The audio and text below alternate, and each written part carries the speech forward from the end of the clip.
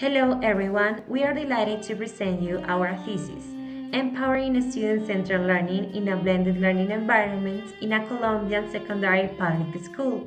Today presenting are Willy Ferney Cáceres, Lady Marcela Pavón, and me, Noelia Regino Cárdenas. To guide you through this presentation, we will first introduce the topic, then the literature review, followed by an explanation of the methodology and the data analysis, and finally, we'll share with you our conclusions. The study took place in Medellin, Antioquia, a city known for its social, cultural, and educational diversity. The participants were 13 11th grade students aged from 15 to 17 from the public school Lusitania Paz. Now the problem. Moreover, this study addresses low student engagement in foreign language learning in Colombia linked to mismatched learning needs and a teacher-centered approach. As noted by Fonseca 2018, a blended student-centered model is proposed to foster autonomy, commitment, and better outcomes with teachers acting as facilitators. The research question. Well, the research problem addresses the need for a student-centered approach, and we propose it in a blended learning environment that caters to a students' needs, promotes active participation, and encourages autonomy through engaging activities. In this regard, the research question is how does a blended learning environment rooted in student-centered principles affect the development of English as a foreign language skills in 11th grade students? In the objectives, we have the general one is to determine the impact of this environment on students and EFL competencies. The specific objectives are to identify students' experiences in a blended learning environment, analyze their responses to learning activities, and understand the key features of an effective blended learning environment based on their outcomes. Thanks, Lady. Now let's have an overview on our theoretical framework, which includes three main principles. First one is learning environment, then we have student-centered learning, and finally, blended learning. Learning environments includes physical, cultural, social, and even digital spaces that enhance learning beyond the classroom, such as museums, libraries, and digital platforms. As Nunez and Zamora highlighted, learning is not limited to the classroom. It can happen in non-traditional spaces where social and cultural experiences are key. In this study, we examine how blended learning environments and a student-centered model can enhance English learning, supporting the idea that diverse environments can offer a richer learning experience. Following the next principle. Thanks, Noelia. Student centered learning promotes active participation, autonomy, and communication skills in language teaching. Adapting the curriculum to the students' needs, research shows it improves academic performance, social skills, and links well with blended learning, enhancing motivation and autonomy. Nurma Howie and Bajadi 2020 stressed that student-centered learning should be adapted to the context, considering a students' characteristics, cultural factors, and teacher support. This approach is especially relevant in Colombia, where students have a diverse cultural and linguistic background. Our study proposes a blended student-centered learning environment to develop linguistic competences, autonomy, and long-term motivation. Thank you so much, Willie. Blended learning combines face to face instruction with online activities, enhancing EFL skills like collaboration and self learning, as Rodriguez and Araque 2020 mentioned. It boosts motivation, language retention, and 21st century skills. Rodriguez and Araque 2020 with Graham 2006, emphasizing its practicality for language practice. This approach modernizes teaching, promoting autonomy and flexibility, aligned with student centered principles. Blended learning allows EFL learners to use digital tools to improve performance, offering an effective alternative to traditional methods. Moradi Mokalt and 1 2022 and Jelim et al. 2022. We use a qualitative approach to explore participants' experiences and understand the dynamics of the learning environment. As suggested by Alvinson, through a participatory action research, we use the following cycle. First, planning by identifying the challenges, such as limited Wi Fi, and using instruments like surveys and observations. The next one is acting by implementing a student centered strategy that blended online and classroom activities. Next, we have observing by gathering the teacher's field notes and students' feedback. The next one is reflecting, refining the teaching methods to assess learning outcomes. All of these allow us to improve and continuously have a better understanding of the students' needs.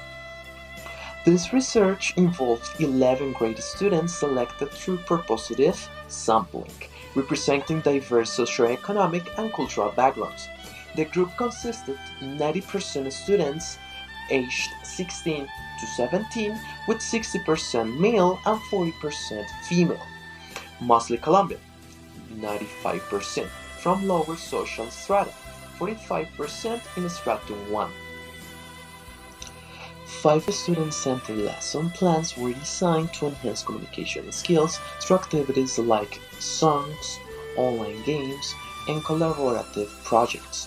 Students participated in 2 hour synchronous sessions and completed assignments with feedback, guided by the Empower Framework Tag 2023. The approach focused on engagement, motivation, ownership, and reflective evaluation to improve learning outcomes in a blended learning environment. Now let's move on with Lady and the data analysis. This qualitative research uses Brown and Clark's thematic analysis, combining deductive and inductive coding. The deductive analysis identified students' perceptions with motivations, with subcategories like active participation, student centered preferences, and value opinions. The inductive analysis revealed academic achievement with English learning outcomes and accessibility flexibility as subcategories, and technology and blended learning environments with subcategories. Use of technology for learning English, preferred learning methods, and personalization of learning. From the category Students' Perception and Motivation, there are three subcategories: participation and involvement being the first one. Active participation enhances motivation and learning, checked for and week schedule for 2021. In observation 3, for example, students demonstrated autonomy and creativity, with survey results showing most students participated actively. Even with challenges, they stayed motivated, as in observation 1, and peer collaboration, as noted by Mondelsey and Jurkowski 2021, boosted participation, aligning with benefits of a student blended learning environment. Second subcategory: preferences for student-centered approaches. Students preferred a student-centered learning valuing autonomy and engagement. The survey shows that 92% felt active in class. Activities like vision boards allowed students to express their goals, with one student sharing, "I love work to buy a motorcycle, then study engineering." Artifact 3.2. Collaborative tasks also supported learning, as students valued per feedback. Observation 4.4. Aligning with Leonard's 2019 and Burkian Stats 20. Let's continue with the last one. Opinions valued. Valuing students' feedback boosts engagement, flood in 2016. In observation 3, students asked for clarification on difficult activities, showing their input was appreciated. Artifact 2 also showed students discussing language challenges related to going to and verb to be. However, the survey revealed when students felt unheard, suggesting a need for more inclusive strategies. Thanks, Willie. Now let's continue with the next category: academic achievements. These student centered and blended learning environments improve academic achievement as shown in Table 5. Scores increase from 3.5 in early lessons to 4.8 in later activities, like planet posters. The final test score consistently heights from 4.1 to 4.4 with an overall average of 4.3, demonstrating the success of the approach. Now let's talk about the first subcategory in academic achievements, English learning outcomes. As we can see in this figure, writing shows the highest scores 4.5. Listening improved from 3.5 to 4. The next one is reading, that's remaining stable from 4.2 to 4.3. The last one is speaking, held steady from 4 to 4.2, suggesting that speaking needs more focus. Moreover, we asked our students about their feelings when working these skills, and one of them shared. La verdad, sus clases me han ayudado mucho en el tema del ICFES y siento que me sirvió mucho. While another says, han influido mucho ya que la docente no solamente explica, sino que nos pone a ponerlas en práctica y a ejercerlas en diferentes actividades, siendo nosotros quienes inventamos oraciones, planetas, etcétera, usando todos los recursos y herramientas enseñados por la bella Miss. This let us know the impact of this strategy, blended learning and student center when working these skills. Now let's talk about accessibility and flexibility. In this subcategory, the blended learning environments also enhanced achievements by offering both digital and traditional resources, supporting diverse learning styles. As Núñez and Zamora mentioned, a well equipped environment is key to effective learning. So the classroom setups encouraged both independent work and collaboration, as we can see in these pictures. Moreover, there was a shift of the students' perceptions about the teacher's role, seen first as an innovator and later as a mentor, thanks to the implementation of this accessibility. This aligns with Ali and Tact, who emphasize the positive effects of adaptable student centered teaching on academic performance success. Technology and integration of blended learning environments. Wow. Blended learning environments combine face to face teaching with digital tools to increase engagement and personalized learning. Uvaniec 2020 notes it offers flexibility, but challenges remain for educators. This approach fosters interactivity and hastens students' involvement. The use of technology for learning English. Technology personalized learning through adaptive platforms and apps. Students prefer using Teach for independent activities like apps, like videos or podcasts, as we notice in survey 1, while traditional methods still matter. Touch provides greater flexibility and interactivity. Personalization of learning. Touch allows students to learn at their own pace and focus on tasks that interest them, like creating podcasts. We noticed that in observation 5. And this adaptive approach, as noted by Harstinsky 2019, improves engagement and meets individual needs. Prefer learning methods. Most of the students favor a combination of virtual and in-person learning, balancing structure and flexibility. We noticed that in survey 1. Popular activities, for example, like GameKit and lyric training, show that digital tools make learning more enjoyable and also flexible. Now we share with you our conclusions, including the pedagogical implications, limitations, and further research.